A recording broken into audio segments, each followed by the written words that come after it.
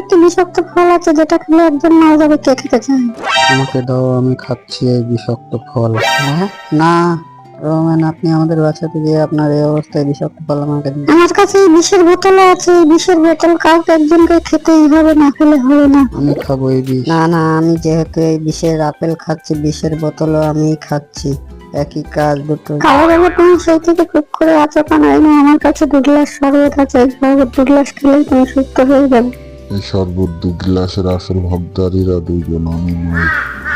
কালো বাবু, তোমার কি হয়েছে? তুমি এরকম উল্টো পাল্টা কথা বলছো কেন? তুমি তো এমন ছিলে না, তুমি তো অন্যরকম কাজ ধরলে। আমি জীবনে অনেক অন্যায় কাজ করেছি, অনেক পাপ কাজ করেছি, এইগুলোর আসল হকদার তো আমি।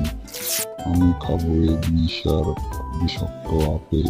এরা দুজন খুবই ভালো মানুষ ছিল এবং থাকবে, এরা খুবই ভালো। এদের জন্য ব্যাপারে আমি জীবন দিয়ে দেবো।